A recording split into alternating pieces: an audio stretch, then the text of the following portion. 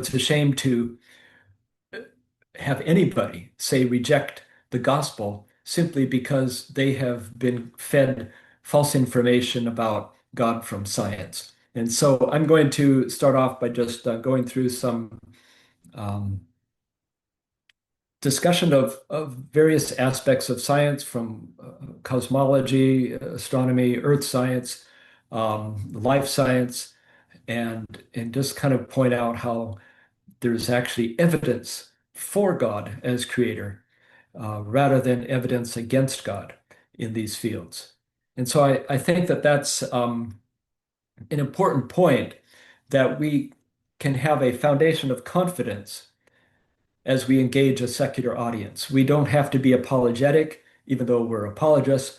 Um, and there, if we are able to understand and are aware of these points, there's actually a growing amount of scientific evidence for God, not only as creator, but the sustainer of the universe and life. And this is a key point that the more science advances, the more evidence is uncovered for God as creator. It's not the other way around.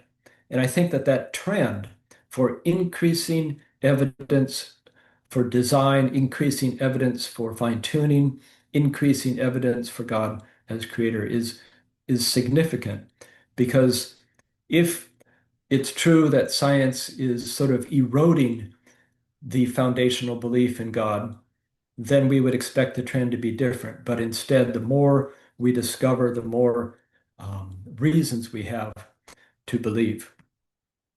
And so we we have here just kind of a verse that sets the stage that through Christ all things were created in heaven and on earth, visible and invisible. And so I believe that certainly we could just from this verse take heart that as we study nature, we have every reason to believe that we will find evidence pointing back to the Creator. Just as if you studied a painting, you would be able to uncover evidence of the artist that painted the painting. Or if you read a book without being aware of the author, if you studied it and you did literary criticism, you would be able to find evidence of the actual author of the book. And so it is with the nature that we study. So one of the key points that we start with in our presentation, I think it's perhaps one of the strongest lines of evidence that science has given us as believers. It's evidence for the confirmation of the Bible is the fact that the universe had a beginning. And this is based on three main lines of evidence. The first one is theoretical from Einstein's equations of general relativity, first published in 1916. And this is significant. We don't have to understand everything there is to know about relativity, and I certainly don't understand everything about general relativity. The math is very involved. Um, but the upshot of it is that his equation, main equation, applies to the nature of space and time and relation to matter and energy. And it shows that the universe, encompassing all of space, cannot be static, but it would be changing with time, in particular, expanding space or contracting. This was so alarming to Einstein because at the time, over 100 years ago, the prevailing scientific view was that the opposite was true, that space had always existed and that it was more or less the same. So Einstein penciled in a fudge factor, he called it, that canceled out the expansion or the contraction of space. And that's how he published his theory, just so that it would correspond with the prevailing uh, popular opinion of scientists. So there is and has been for a long time in science a sort of peer pressure to conform to prevailing worldviews. But only 13 years after the publication of his theory, there came experimental evidence from the astronomer Edwin Hubble using the Mount Wilson Observatory out in California, up in the mountains above Los Angeles. And I've been in that observatory, and Hubble showed evidence that confirmed Einstein's prediction that the universe was in fact expanding. And the significance of that I'll explain in just a minute. But Einstein actually traveled out to that observatory, met Hubble, and realized that he had made a mistake. He called it the biggest mistake of his life in putting in the fudge factor in his equations that canceled the expansion. So Einstein actually had originally predicted what was later discovered. And now this last point, the So can I ask cosmological, a question there? Was it intentional on Einstein's part to put the fudge factor in? And so do we see then science through Einstein's fudge factor? Do we see it actually trying to negate uh, Christian theology, a beginning, etc., so on? Was that intentional on his part, just to keep himself aligned with the other scientists and keep his reputation? Did he later renounce the fudge factor and admit that he had intentionally put the fudge factor in? well, yes, he acknowledged that he had put the fudge factor in. I mean, it's just a mathematical ad hoc term he put into his equations to cancel out what the equations were saying, which is that the universe was ex would be always expanding. Um, and from what I understand about it, from what I've heard, he didn't put it in to have any sort of a attack or a put down on Christian theology of a beginning, but it was just because it showed the universe expanding and the prevailing scientific philosophical worldview at the time said that the universe had always existed. And so the point is, if the universe is expanding currently, which it is, and if it's been expanding throughout its history, which it has been, then that tells us that if you run time backwards, the universe, as you went back in time, had been getting smaller and smaller and smaller. And of course, there's a limit to that. You can only go down to zero size. And that would imply a beginning point. But I don't think that Einstein was objecting to that as much as just uh, trying to stay consistent with the prevailing worldview that the universe was more or less static. So Thank I'm you. going to just move on, and I'll Just talk one a more little question more about this on microwave Hubble. background. Can you just mention what the redshift is for Hubble and how Hubble's observation changed Einstein's theory and took the fudge factor out? What is the redshift? Yeah, so you have to kind of understand the context of astronomy. You know, this was around 1929 when Hubble published his results showing the universe was expanding. In the 1920s was when astronomers first discovered that there was more to the universe than our own Milky Way galaxy, our own little kind of local neighborhood of stars. We're so used to seeing Hubble Space Telescope pictures of other galaxies now, but back then that was completely unknown. And it was, because of the telescopes not having as good of resolution as they do now. And so back then, if you looked at a distant galaxy, it showed up as kind of a cloudy spot. And they thought it was, well, a cloud of gas and dust that somehow resided within our galaxy. The big excitement that Hubble had was that he was able to show conclusively that these nebulae, as they called them, were actually much further away than anything within our galaxy, that they were actually other galaxies lying at a great distance. So that was the first thing, that he showed that the distance was tremendous, far beyond anything within our local neighborhood of stars. And then the second point that you alluded to, Leo, is that in looking at several of these distant galaxies, and there's actually like hundreds of billions of them that we know of now. So there's a lot to look at. But back then, Hubble looked at, maybe a few dozen. And as he looked at them and measured the light coming from these galaxies, he found that it was what we call redshifted. And in astronomy, that simply means that the particular wavelengths emitted by the stars in those galaxies is shifted towards the longer wavelength end of the spectrum. And scientists can measure the wavelengths exactly, and a little redshift indicates something in astronomy. Very important. It indicates that the source of light is moving away from you.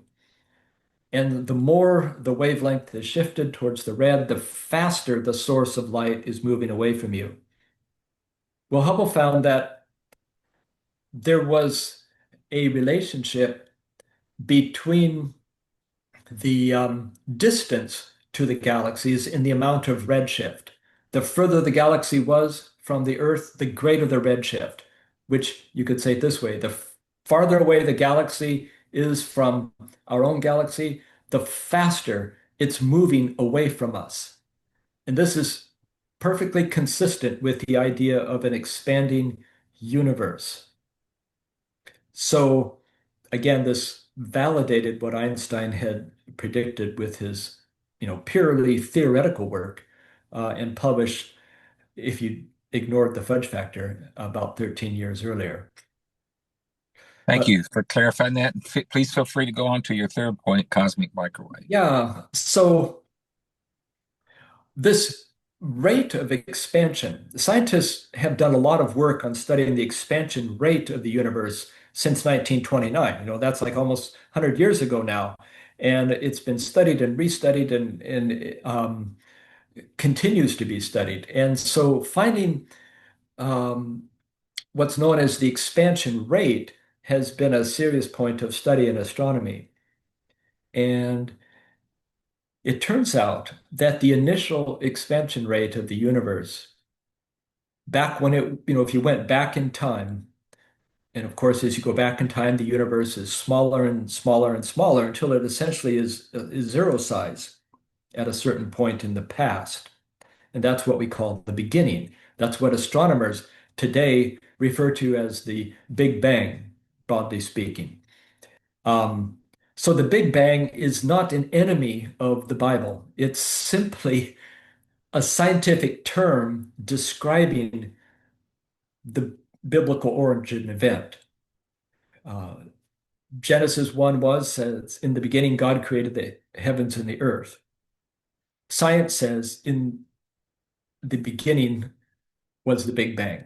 Okay, it's not a contradiction. It's not a competitor to the Bible. It's simply, I believe, explaining the same thing in different language.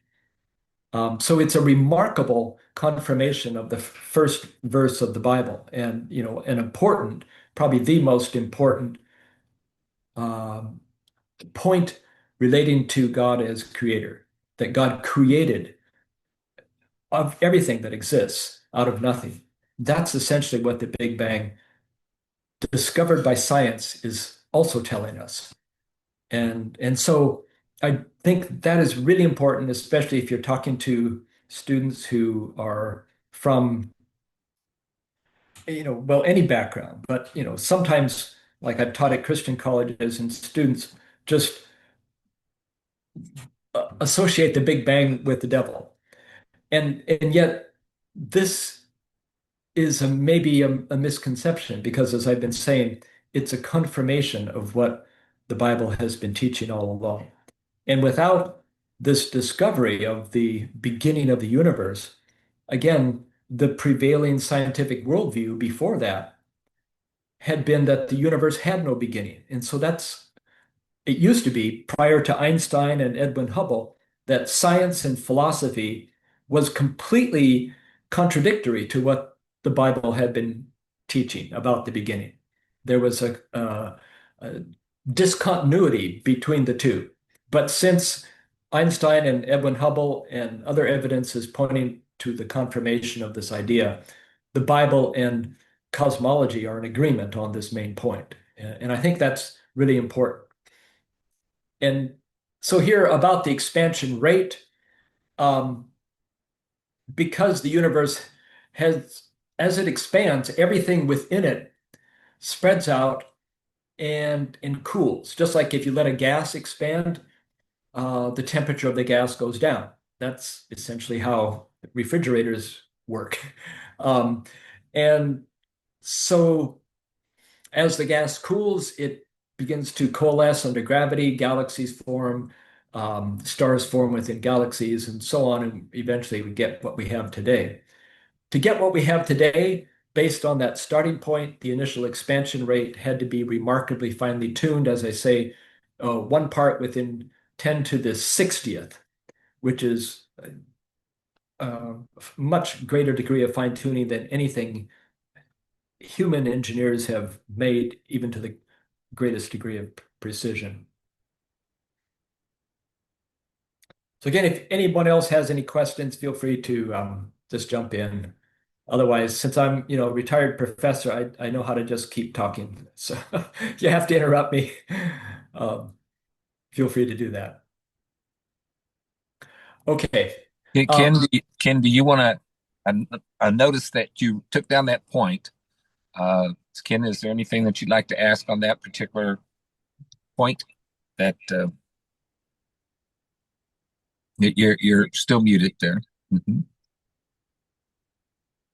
Because Ken goes out on college campuses. He's been working with Dr. Behe, and Dr. Behe was the one that introduced intelligent design as a topic concept. And Yeah, Leo, I was able to get off mute now. yep, No, this is that was excellent. That was an excellent point, and it's really important. I think that the Big Bang and what Genesis says, what was referred to as the Big Bang in scientists or in astronomy, is really compatible with the Genesis account. So I'm glad you clarified that, Eric. That was excellent. And so no, you're this is very good, but it is an important thing to understand that this is the cosmological argument. If you have a Big Bang, there's got to be a Big Banger. If you have an effect, there must be a cause. So this is placed perfectly into, the apologetics of what the Bible teaches in Genesis. yes, and I like what you brought up about how the origin event called the Big Bang needs a cause. It needs, like you said, a big banger. um, and because the origin event, according to all of Einstein's theories and cosmology, it's really an origin of space, an origin of matter and energy, and even an origin of time. And so you cannot appeal to anything having to do with matter, energy, space, or anything within our universe to explain or to act as a cause of our universe. So it needs to actually be something beyond matter, beyond energy, beyond space, beyond time, which is fully consistent with the biblical concept of God, but it is actually inconsistent with any sort of a naturalistic origin. Okay? And so I think that's a strong argument, as part of, like you said, the cosmological argument. Sometimes well, it's a one last question on that is you have people who are young Earth, old Earth, young life, old life, 6 day creationist, some that would say 15.3 million years, etc. And the Big Bang is something that 6 day creationists would be uncomfortable with, and they find certain cause to take issue with the term Big Bang and its unfolding.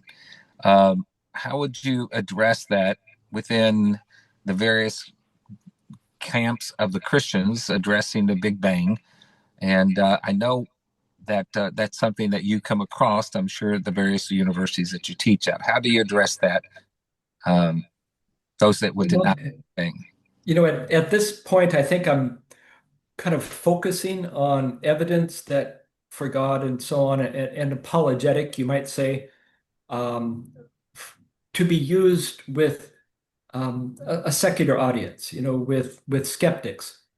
Um, and in that context, they're not the skeptical unbeliever secular person who's on college campus.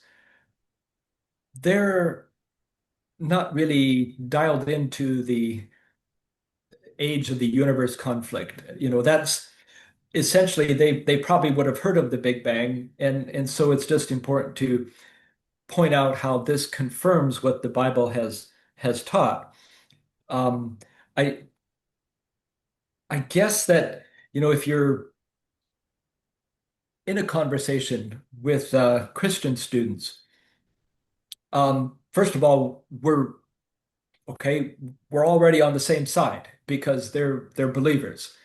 And the issue of the age is a side issue. It's not something to get into an argument about. And I try really hard to not get into arguments that way.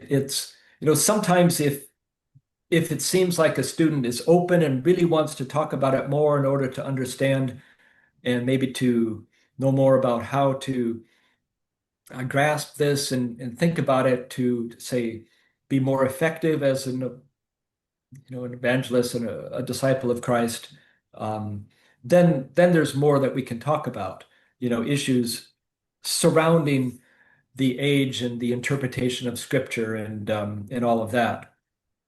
But I wouldn't say that any sort of six-day creationism or young Earth creationism is a strategy for evangelism. I mean, think about that. That's not your leading point when you're talking with people who don't believe in God. That um, that's sort of like an in-house issue, Mhm.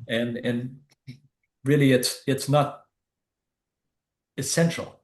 We want to again remove stumbling blocks that maybe have kept them from believing in the gospel. So kind of address whatever that is, and then um, present the good news. And You're giving us training as campus evangelists how not to get off in eddies. And the age of the universe is getting off in an eddy, whether it's with a pre believer or a new believer or an old believer, that whenever the Big Bang happened, whenever it was God was the creator. And that's what we advocate for is the creator and the creation. And if there's a Big Bang, then there's a bigger banger. And let's talk about yes, him. Okay. Go yes, exactly. ahead. Well, thanks for kind of summarizing that, Leo. That's good. So on this slide, there's just a couple bullet points that talk about what do I mean that the expansion rate was finely tuned?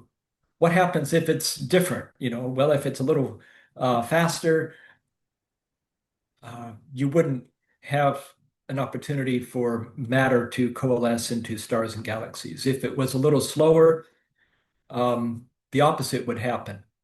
Gravity, which is always attracting matter to matter, would actually have too much time to accumulate clumps of matter that would grow too large. It would essentially become a rather useless universe filled with black holes. And so to kind of walk that narrow tightrope between too fast and too slow is what I mean by the expansion rate needs to be finely tuned. And this last point, it's more of a quibble if somebody understands some of the cosmological theories, but something called inflation introduces its own problems that are finely tuned. Just another point about fine tuning, let's say we've got the universe.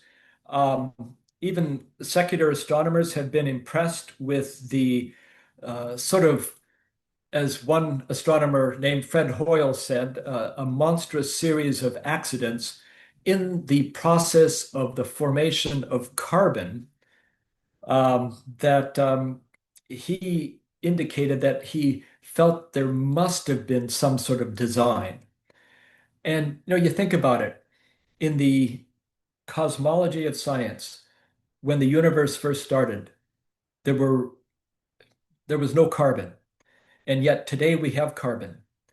Of course, it's an essential element for life, for organic chemistry is carbon-based. So how did it come about? Well, it was formed in the cores of stars in the process of their energy production. And so an astrophysicist named Fred Hoyle was studying how did carbon form, and he found that the only way it could have happened is if there were these finely tuned pre-existing conditions in nuclear physics that allowed carbon to form. And so this is an example of science digging deep into the details of nature, in this case, just the nucleosynthesis of carbon, and finding evidence for design. And somebody else could say, oh, well, it just was a lucky coincidence. Well, honestly, there are no lucky coincidences in nature. And someone might argue with that, but then I would go on to say, when you have a sequence, a series of lucky coincidences, so to speak, then you really have to question whether or not this is happening by accident or whether there's something else going on, something that has the game rigged for a particular outcome. Like if, just imagine an old-fashioned out west, in some saloon, guys playing poker, and one guy wins with whatever, a perfect hand. And well, okay, that happens. But what if he wins the second game with the perfect hand? Okay, now people are getting a little grumpy. But what if he begins to win the third game and the fourth game? Okay, then nobody's going to believe that that was just by accident, that it was the luck of the draw. They're going to understand that there's some intention, in this case, cheating, that is going on.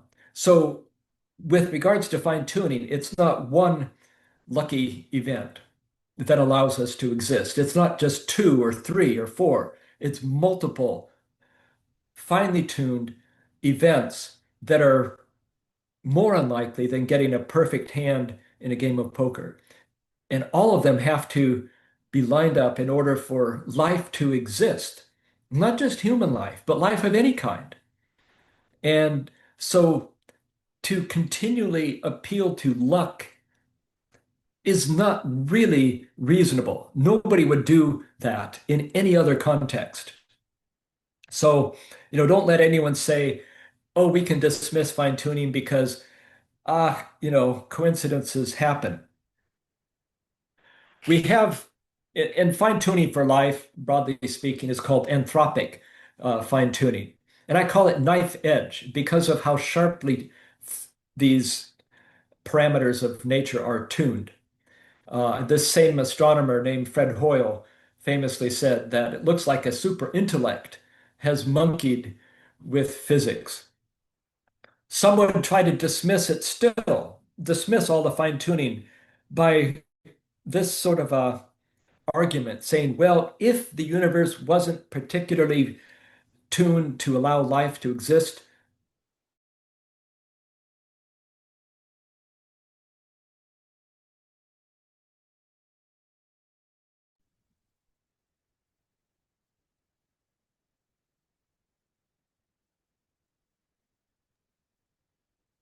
So I think we'll just continue the discussion as Dr. Hedin refreshes his internet. But the fine-tuning argument, Ken, you've heard that from Dr. Behe very clearly since he's written on intelligent design. Do you know anything that you want to add to about Fred Hoyle as Dr. Hedin comes back online? Yeah, I think what he said was it appears like a super intellect has monkeyed with physics. And so again, we're not talking luck or the luck of the draw or happenstance. We're talking science. So for that to happen, here's this person who's not particularly keen on there being a creator saying, "Look, there's intelligence outside of this." So the intelligent design argument holds up when you see all these factors that are necessary for complex chemistry in this case, or nuclear physics to fission to take place in stars to produce enough carbon to produce life. So these so-called random chances do not fit the category of quantifiable science. So they're putting their faith on something that looks as though there is a super intellect, there's a creator organizing an intelligent agent outside of time, space, and matter, organizing this together. And again, that fits perfectly with the theistic view of creation. So I think science, the more we understand about science, the more it points to the special agency outside of time, space, and matter that put it all together. So anyway. Thank you, Ken. And I think we're back with Dr. Dean. You've got your screen shared, it appears. And so while you're getting it to uh, Aaron, can you tell him where to click again to get the screen up large there? Of course, the question we deal with in the God's Not Dead presentation is, why is there something rather than nothing? And always addressing that question, that there is something because there was someone, and that we can't just dismiss it. It's not reasonable to say that all these happenstances could happen without a happener. So God is the creation story is defended by uh, science, and so I think you got it back there. So you just find the slide that you want to go to, and then we'll take about another 15 minutes, Dr. Dean, and then we'll go into some of these questions. Please feel free to share whatever portions of your presentation you think would be important for us as campus evangelists to be equipped.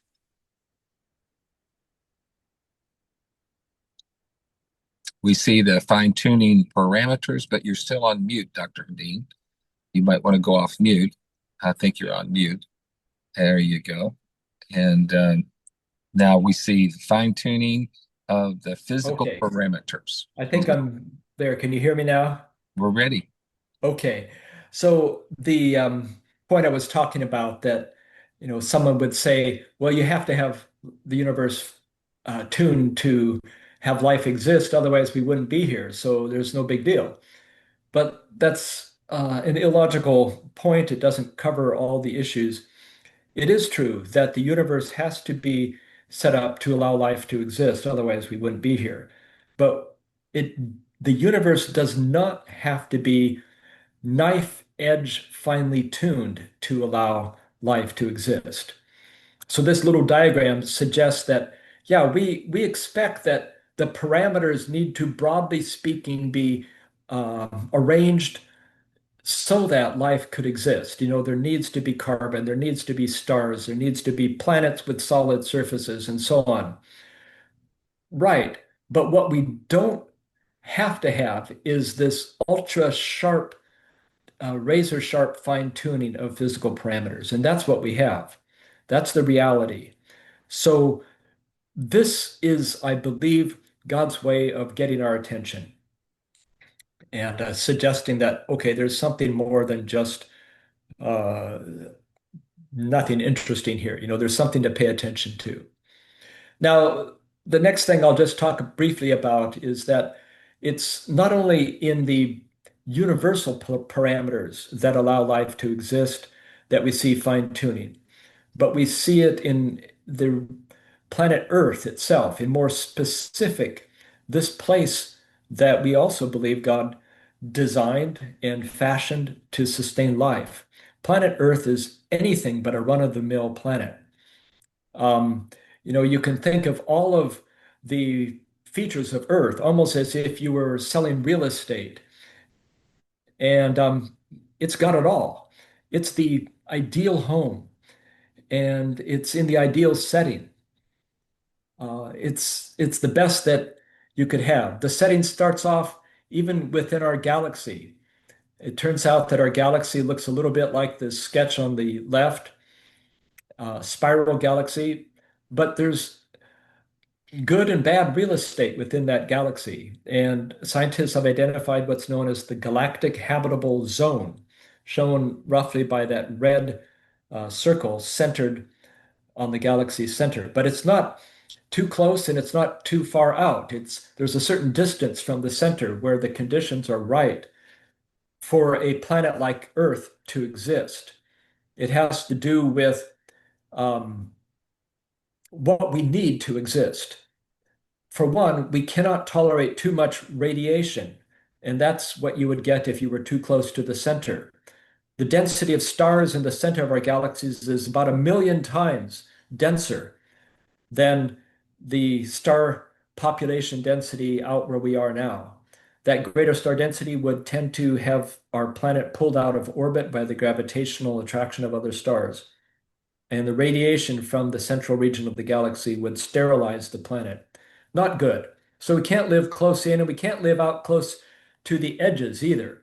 And the reason is that, again, the universe did not contain the heavy elements necessary for life or a planet like Earth in the beginning. They all had to be manufactured in previous generations of stars. And out in the outskirts of our galaxy, the star density is too low. There's just not enough stars for there to have been built up sufficient matter density for a planet like Earth to exist. So we're in the right place. And again, it's evidence of design. The planet itself is just the right size, having the right surface gravity, which affects the amount of atmosphere that we can have. It has the right distance from the sun. It has the right axial tilt, which is affecting our climate, and even the right rotation rate. Um, there's another habitable zone for planets that would be orbiting a star. And for a given star, there's only a certain set of like a zone of distance from that star that would allow life to exist. And why is that?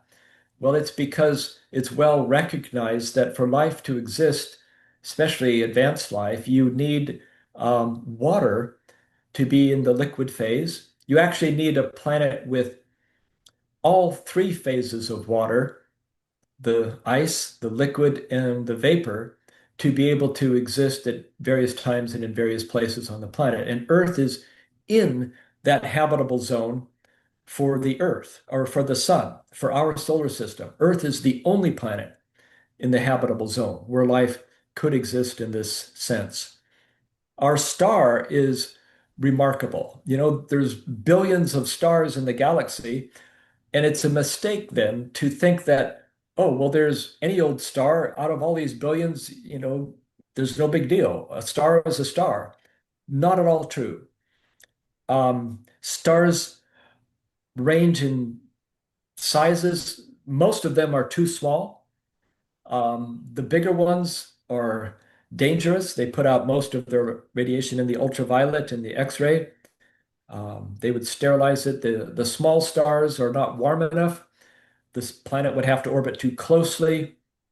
That would lead to what's called tidal locking. Um, Small stars also put out a lot of energy in solar flares. These are dangerous. So many problems with other stars. And it's really unlikely to find another star just like our sun. Astronomers have been looking for a solar twin unsuccessfully. Even the other planets in our solar system, we might think, oh, well, there's Jupiter, Saturn, and there's other ones out there, and there's a few other ones in closer. No big deal. They just happen to be there.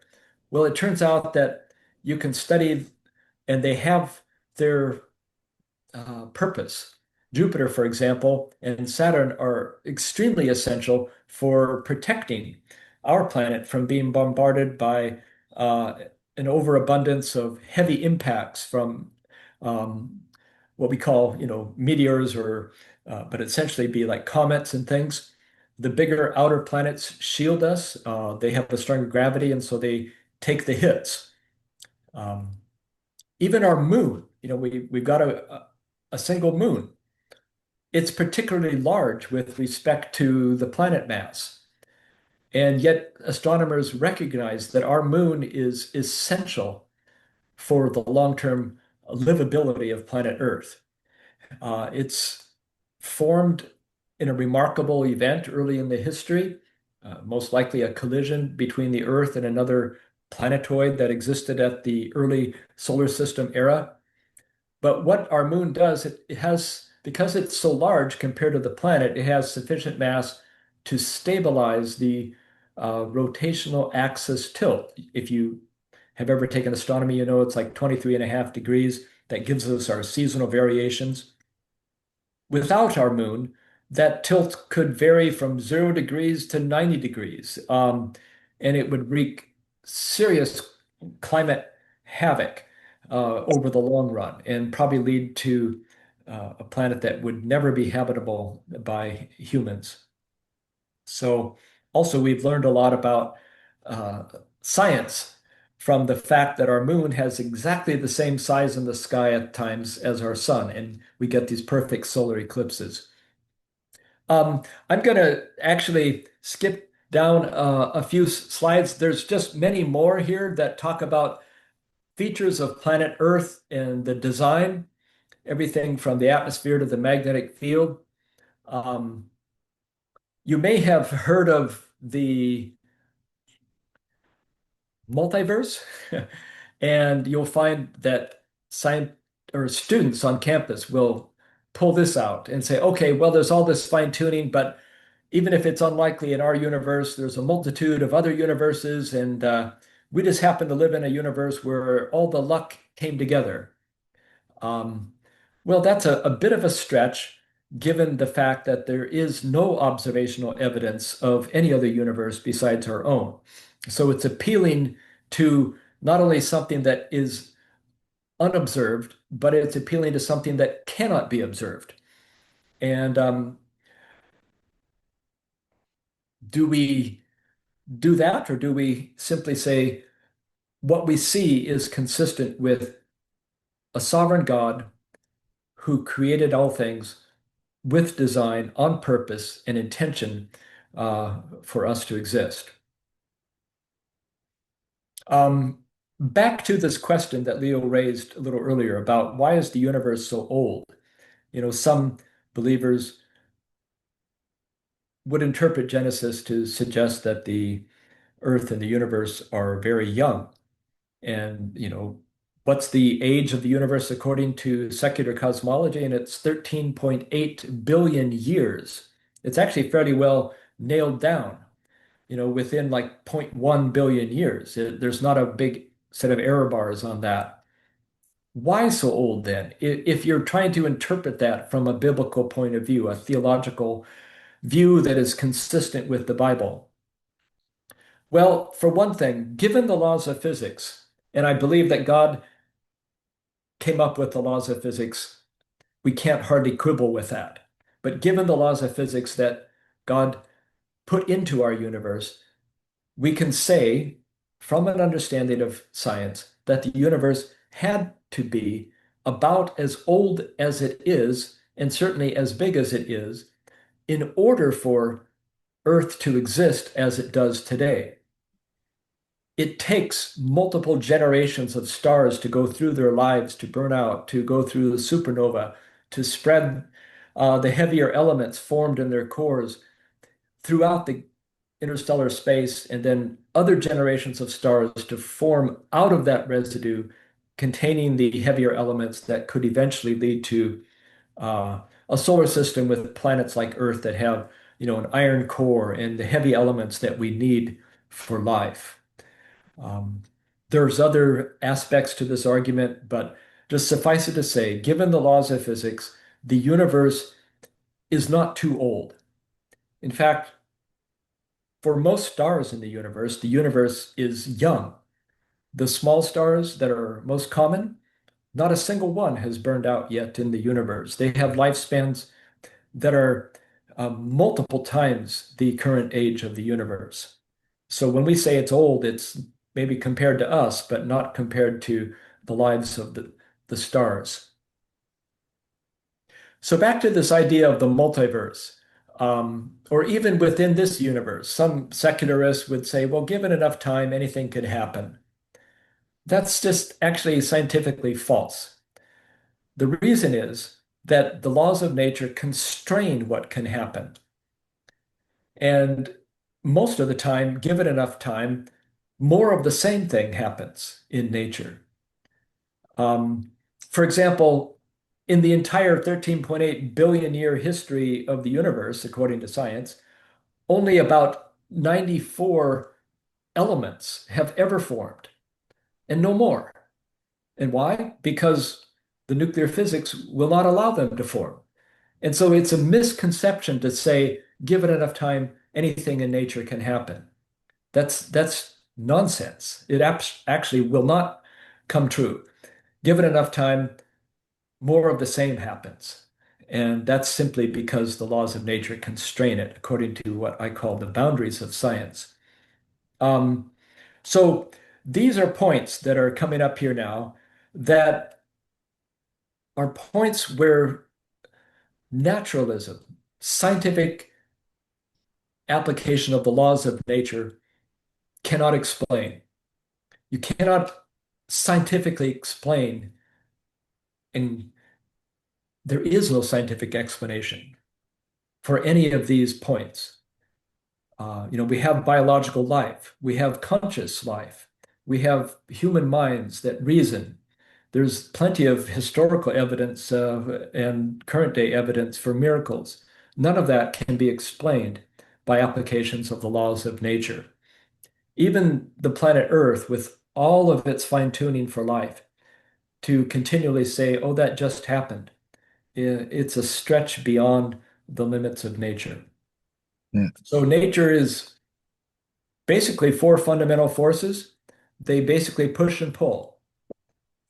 And I like to emphasize that because there's no argument against it.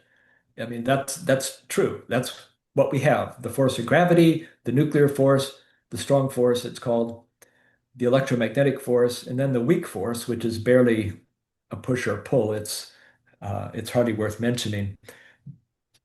But these are random, they push or pull according to simple principles. Can you expect that over time, these pushes and pulls of one particle on another, without any guidance, could possibly generate anything as complex as a living cell? And I think the answer is certainly no. And so, I like it to maybe simple analogy, a box of Lego pieces. These are, kind of big Lego pieces here, but you shake it around. Okay, they can interact. Maybe a few of them might get stuck together if you just applied random forces, so they interacted randomly. But you could shake that Lego box all day and never create something that looks like this. This sea dragon is made of Legos.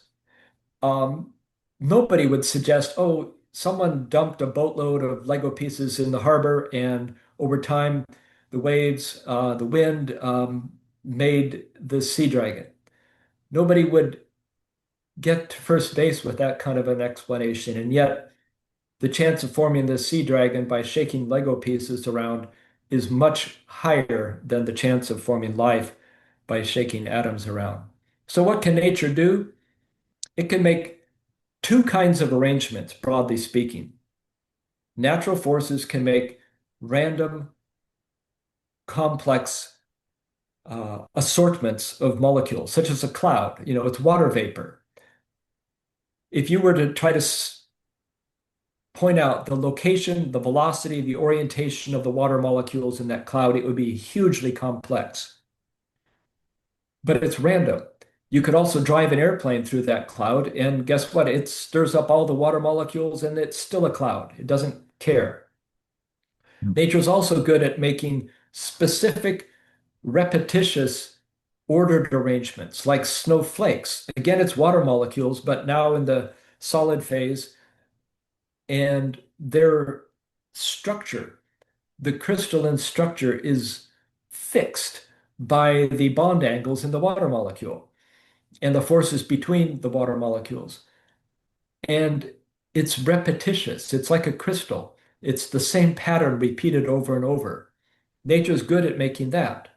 If you destroy it and then you let the water cool again, you'll get another water crystal.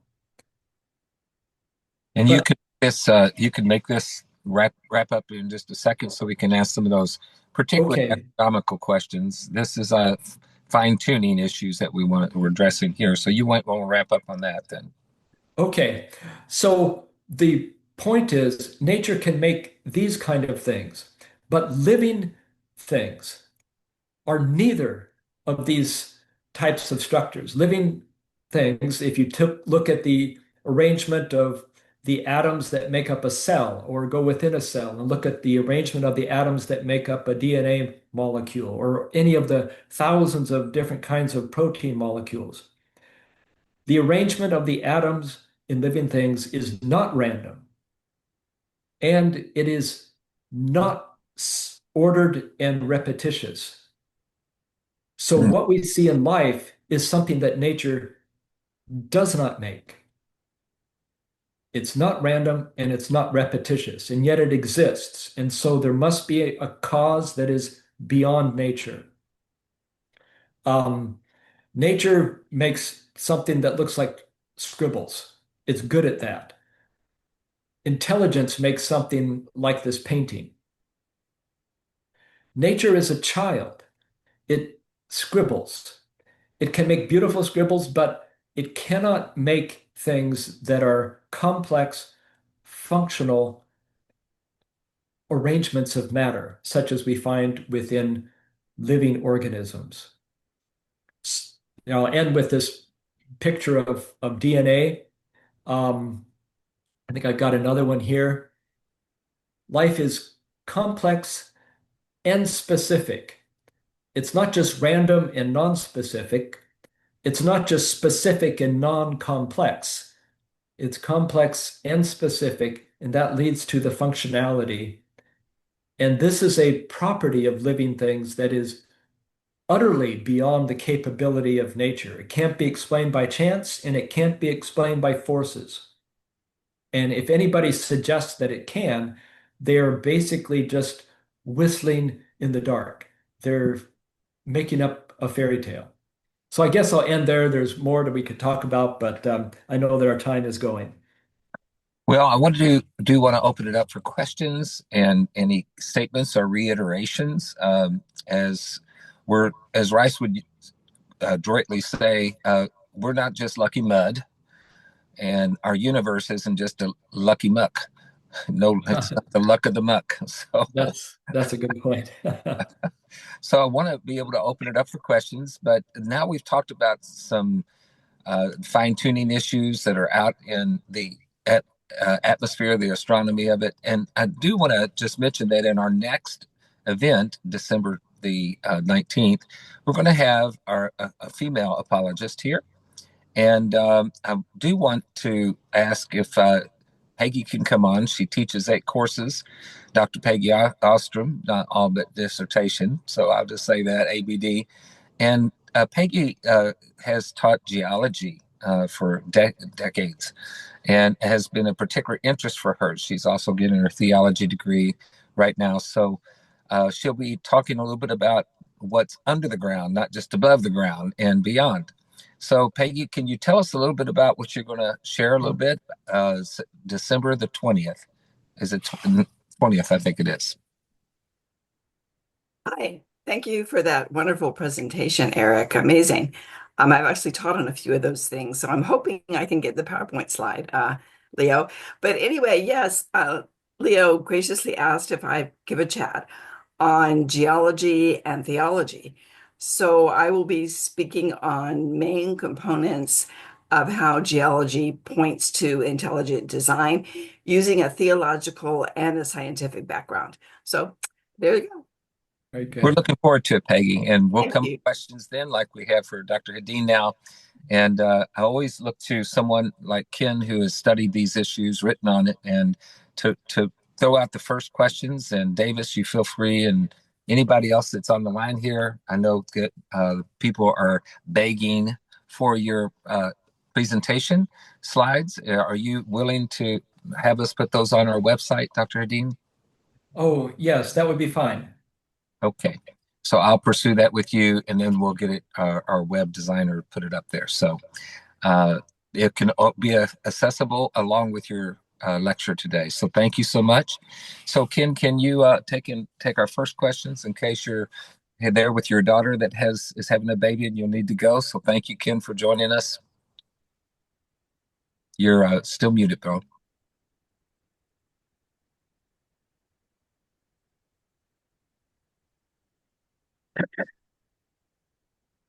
Dr. Hedin, I have a couple questions. Sure. If we're done with the slides, so you can click off your slideshow, stop sharing, Okay. and we could chat Well, better unless together. I might want to refer to a slide to help Okay, answer a that's fine. question. Okay, that's fine. When I'm on the campus, I never hear students talk about the beginning of the universe. Are professors teaching that the universe had a beginning at colleges? Well, yes, but that topic would probably only come up in the context of an astronomy course. And, probably just a small percentage of students might ever take astronomy. Okay. So in particular, if they are a non-science major, they maybe only had a biology course or some intro to chemistry or something. And so they wouldn't have maybe been exposed to the Big Bang Theory in any course like that. Okay. Um, at least in my experience, I don't find students very open to a beginning. It's like right now they're very, oh, I'm not sure, or whatever, or I don't know about that.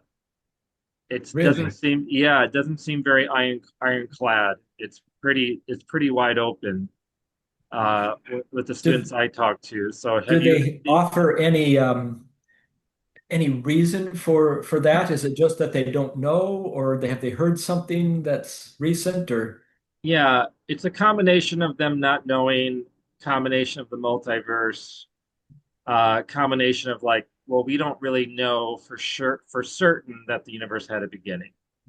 hmm.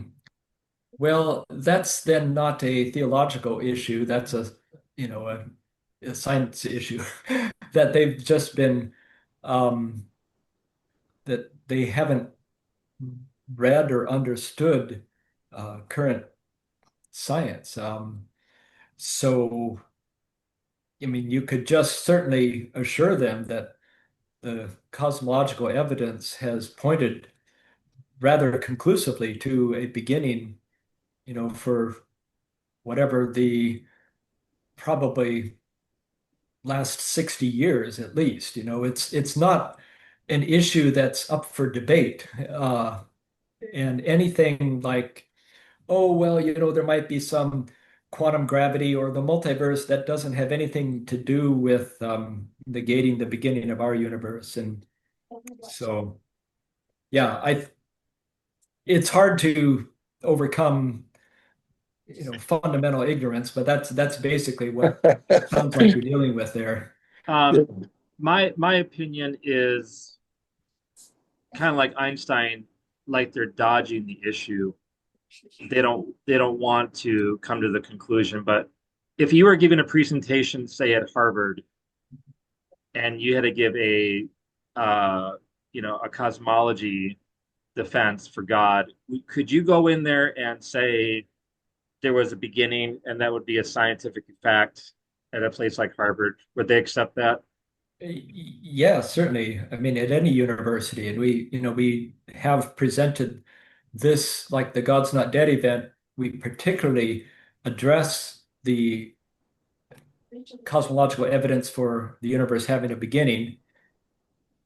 I've never had anybody like object to that or say, well, no, I think not. They may question whether that beginning definitely points to God as creator, but I honestly have never had a student say, "Oh, wait a minute, I've heard that the Big Bang was overthrown," or something like that. I mean, if they're in that camp, like hearing the Big Bang's been overthrown, then they're way out of date. Yeah, not so much overthrown, it's that we don't really know. It's not certain. Well, I think it's again a matter of maybe they've been paying attention to the media. I've noticed that lately. I get a lot of feeds summarizing science online, like news outlets. Just every day, I get dozens of articles in my inbox, and it's so rampantly popular now for these science media outlets to post an article with a headline that questions fundamental aspects of science because that sounds really sensational. If you can overturn the Big Bang, or if you can overturn Einstein, or if you can, um, you know, cast doubt on anything that looks like established physics, well, that's clickbait. And these news media outlets are just relentless in doing that. I mean, I've written about it even, and others have acknowledged it. It's a disservice to society because very few people have the time or the interest to dig deeper and find out that, oh, they're not really saying this. There is no evidence for what they're saying. They're just making a headline. So that could be part of the problem. So, Dr. Hedin, along that lines, you and I were talking just a couple of weeks ago when we were together in Cincinnati, just about the fact that the fly in the ointment of the assertion that there was a beginning and a beginner and a creator. What is being asserted is, well, that's what we thought for 60 years, but now we understand quantum physics. And so everything is to be reconsidered now in the light of quantum physics. And a proton, it's not even in time. We don't even know if it travels, and all the different uh, ways that they're using quantum physics to cast a shadow on what has been established in the last 60 years. What can we say about quantum physics that undercuts or does not, but rather supports the present view of a beginning?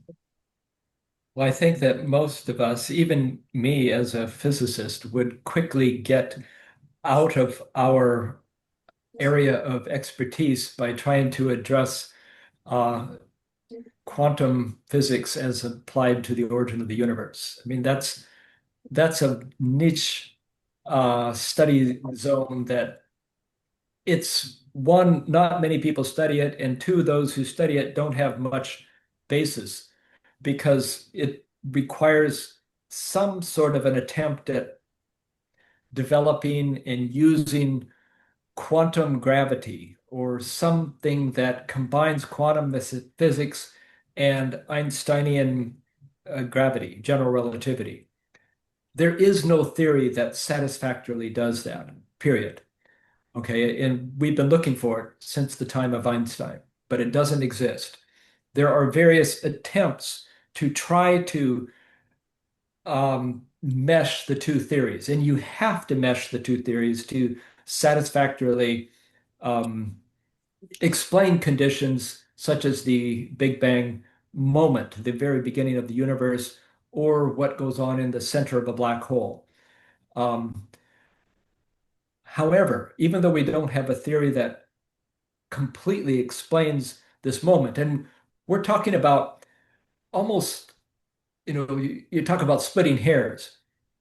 We understand quite well all the conditions in the universe back to a fraction of a fraction of a fraction of a second after the beginning. The only time that is sort of up for grabs that's outside of our current theories is the time frame that is before 10 to the minus 35 seconds, maybe 10 to the minus 43 seconds. I mean, that's like one over a big number, one with 35 zeros after it, one over that. Just the slightest fraction of a second is the only part of time in our universe that's sort of quasi up for grabs. Okay, and so to refute all of the evidence for a beginning based on saying, okay, well, we don't quite have a theory that applies back to the exact zero moment, that's a quibble. I mean, that's a ridiculous quibble because everything points back to a beginning out of nothing. And it it's really, again, just I think that most students have picked up on a few headlines and are just lost in a sea of confusion because that's the nature of um, the climate of education now and the public, I guess, awareness of science. It's not really that they have done the hard study and that they're aware of the papers that have been published by Hawking and Penrose and others.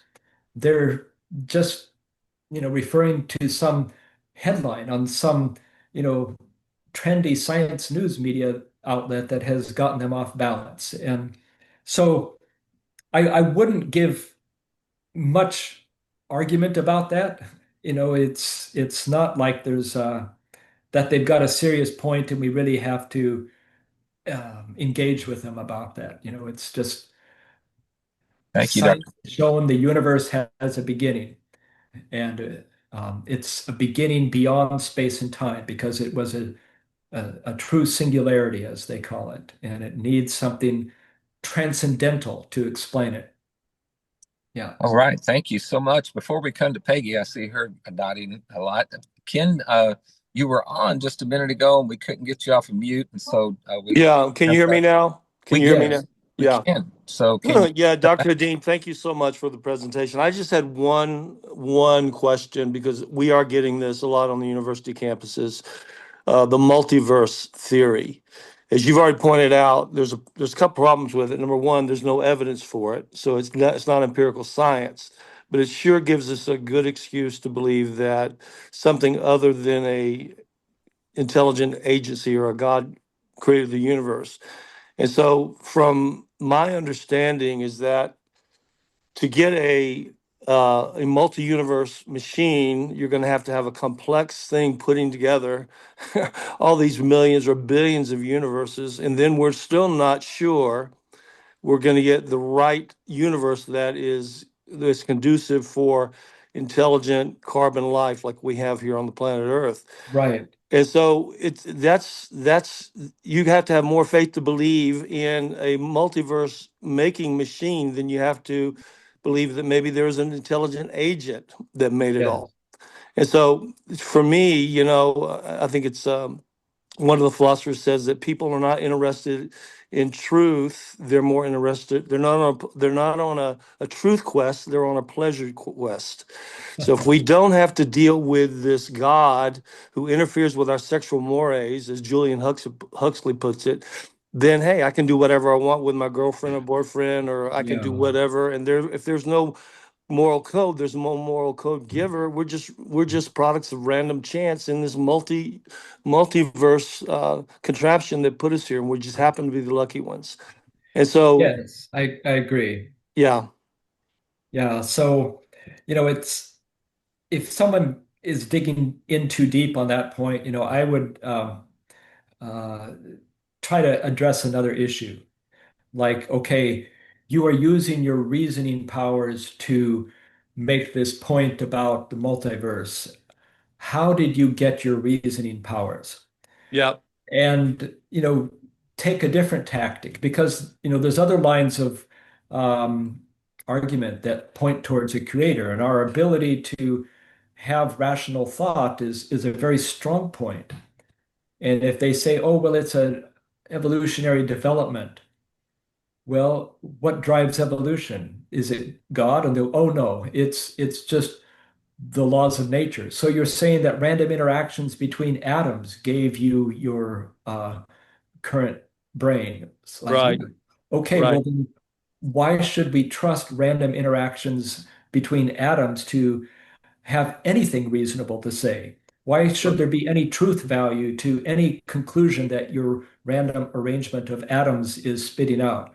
Yeah, It undercuts the very basis of their argument because I mean, even C.S. Lewis, a long time ago, but I'm sure philosophers before him realized that this, I guess, necessity of materialism and evolution, that all that comes from it is based on no guidance, no divine intelligence, just random interactions that undercuts their ability to think, their right. ability to offer any sort of a valid argument.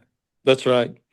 Yeah, I think Lewis said himself, he said it would be like upsetting a jug of milk, and in the splashing of the milk, that you would get a map showing the intricacies of downtown London.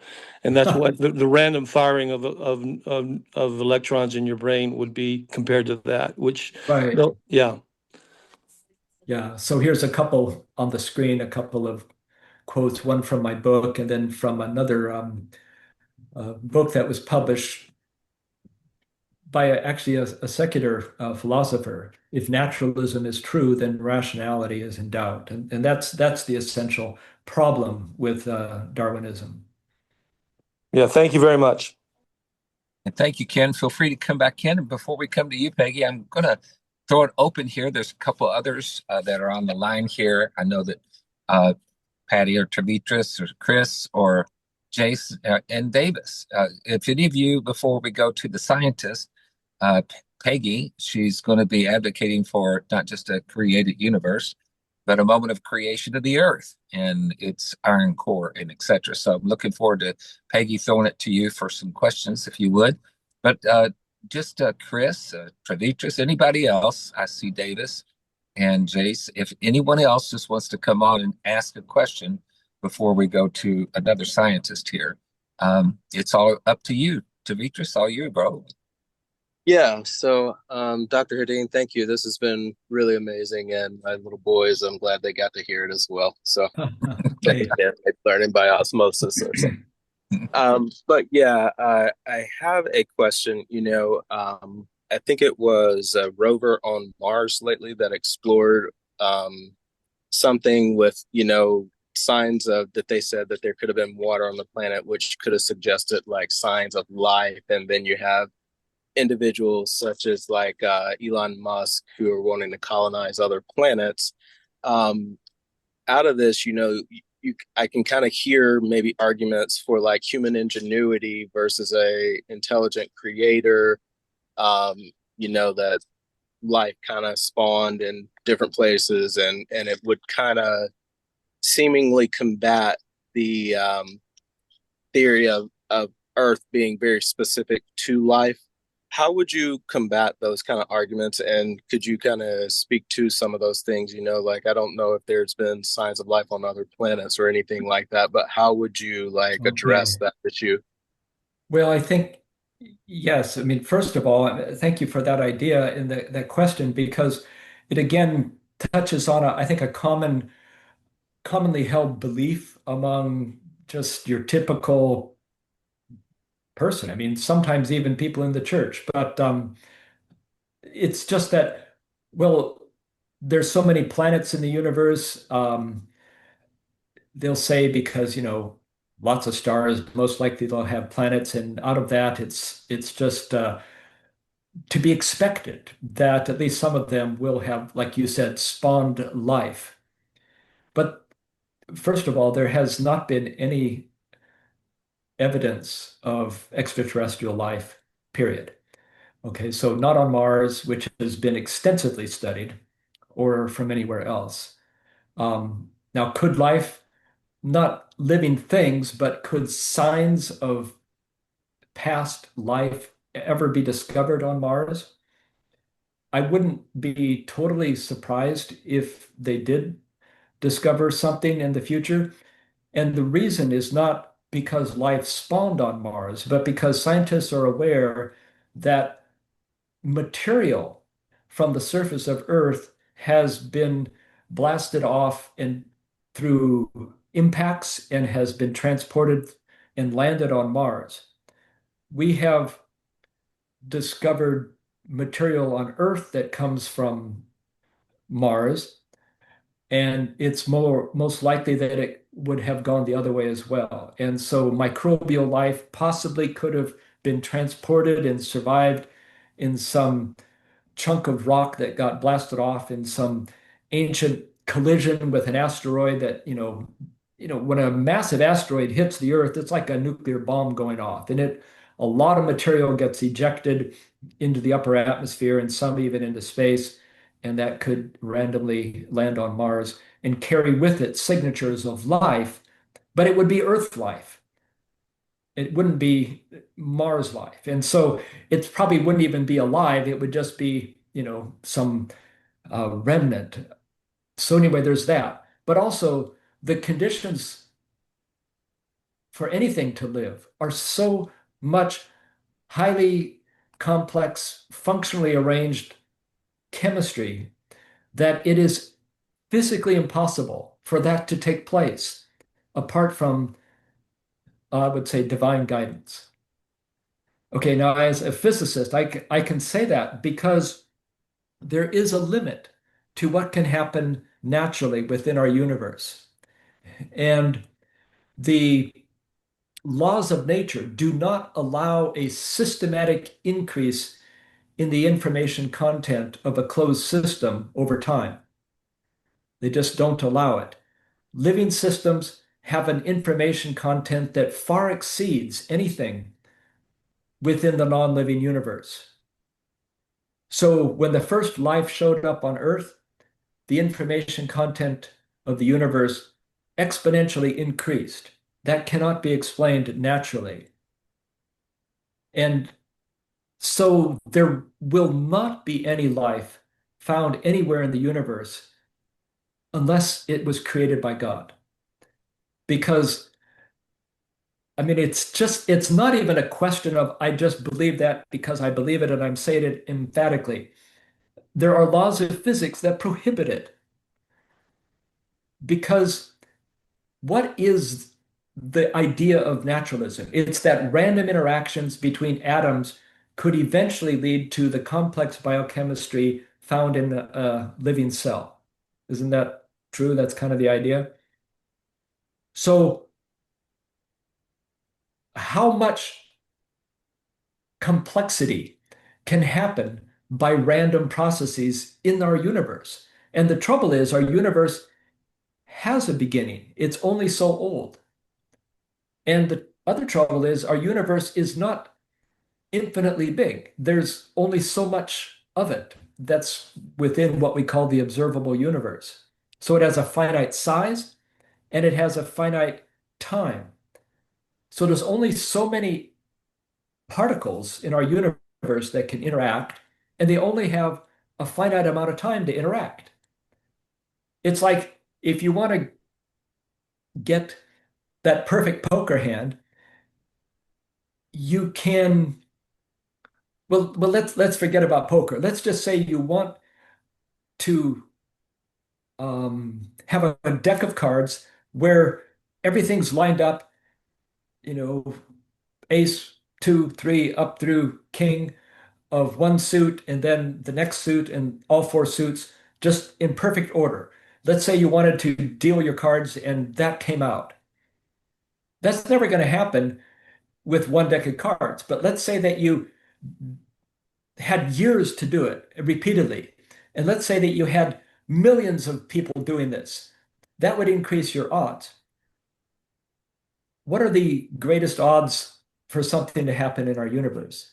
It's taking the full number of particles in the universe and multiplying it by the number of kind of interactions per second that could happen, multiplied by the number of seconds there are in the history of the universe. That leads to a finite number. I've got it on the screen here. It's 10 to the 140th. That's an important number because it tells us that anything that is more unlikely than one part in 10 to the 140th cannot happen by chance within our universe. So is life less or more likely than one part in 10 to the 140th to happen by chance? A living thing is far more unlikely than that. Even to get just one moderate sized protein found in a living thing is trillions of times less likely to happen by chance than that. And that's just one protein, which is certainly not a living thing. That's just one little tiny component of a living thing. So these are called the probabilistic resources of the universe, and they do not allow living things to happen by chance. So that's really important to realize because there's a lot of nonsense being talked about that just given enough time, life will happen. That's an argument from, you know, a foundation of ignorance because we know the complexity of life, we know what resources the universe has, the limits of nature, and we can refute that argument. So that's pretty blunt, and it doesn't allow much room for, oh, well, maybe this. There's not much of a workaround for that. It points to God as creator, I think, more strongly than almost anything else that we can talk about. Wow. You want to put that slide up, and you want to take a picture of that so that you can argue 1 times 10 to the 140th, anything that's more than that is improbable. And that's a great mathematical argument. Thank you, Dr. Hedin. And you said more than anything else that does what again? Well, anything that's like has a lower probability than 1 in 10 to the 140th cannot happen by chance. And even just getting one little protein molecule that's one part of a living thing is trillions of times more unlikely than that. And so to get even just a single cell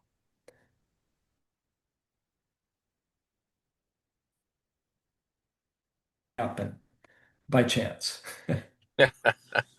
Thank you, Dr. Hedin. That's a huge point. And we're looking forward to having Peggy come on, Professor Peggy come on in December and advocate for the beginning, not just of the universe, but the beginning of planet Earth and geological formation.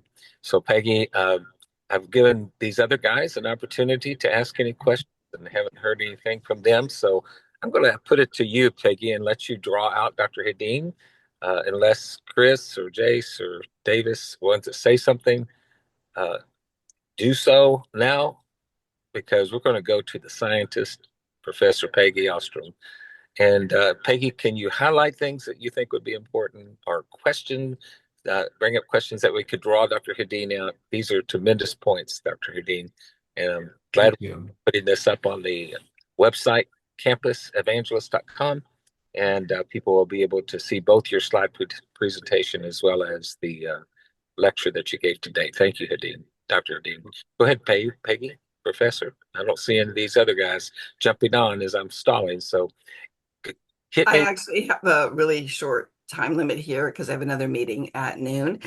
But thank you for letting me speak very quickly and ask Eric a question or just an observation.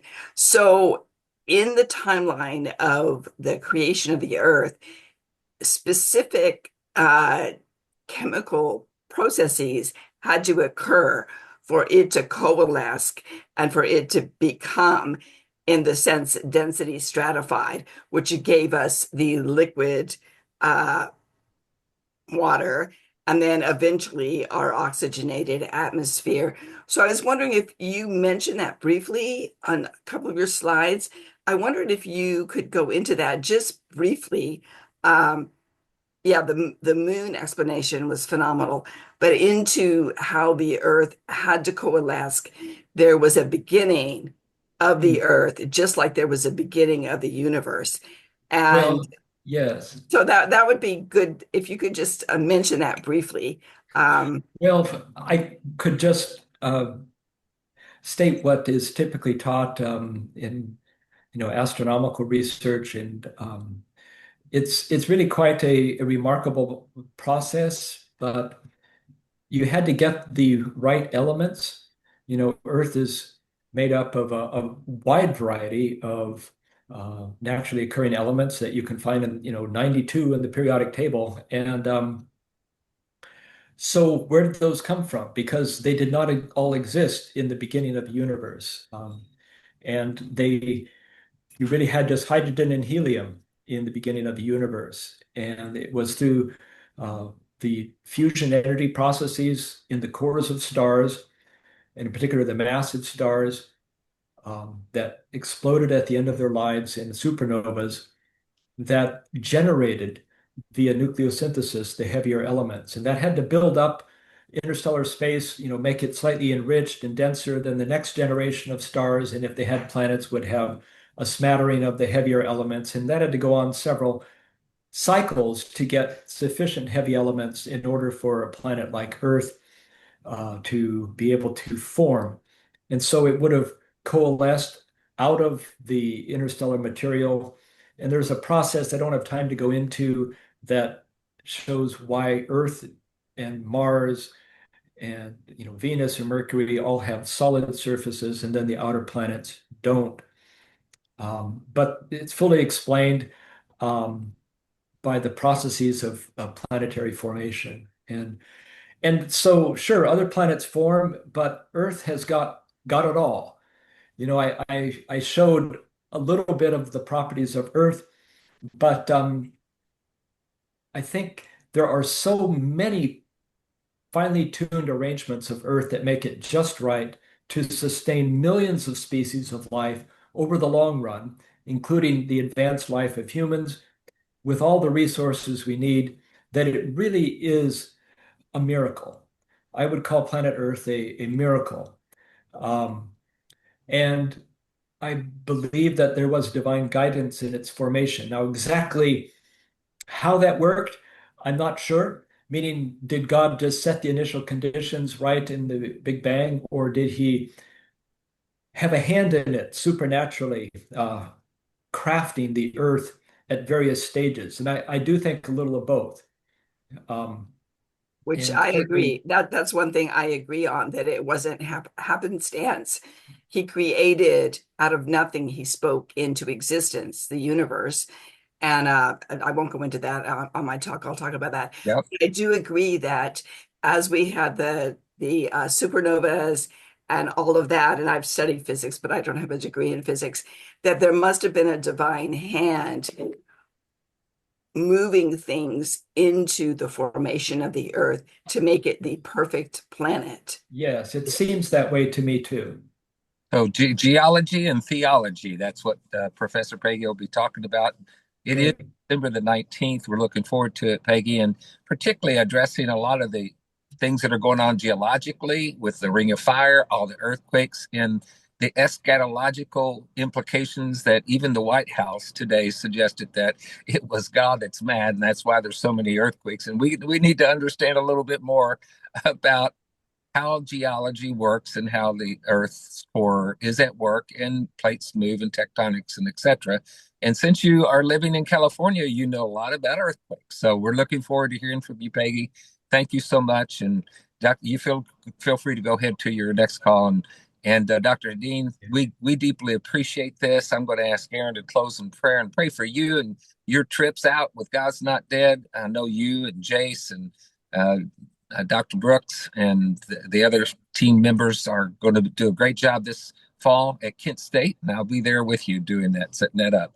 So I'm so thankful for everyone coming on. I think our conclusion is that all life comes from God, and if there's any multiverse or universe where there's any life, God's the initiator of it. And so if somebody said, well, what if there's alien forces on other planets? Well, if there is and there's life, God initiated, and Jesus is Lord of them too. So may Jesus be honored and through your apologetics. So thank you, Dr. Dean. We appreciate it so much. You're very welcome. Thank you, Leo, for the opportunity. Aaron, will you want to pray and close out for Dr. Hedin? Yeah, let's all pray, guys. Jesus, we pray you glorify yourself through Dr. Hedin's life and ministry. We know you've continued to do that. We pray blessings upon him, health, safety, provision for his family. And as he goes to these God's Not Dead events, God, that you would oversee his family, his children, his health, his spiritual life, that you'd protect him in the name of Jesus. God, we pray for mercy upon students who have been lied to.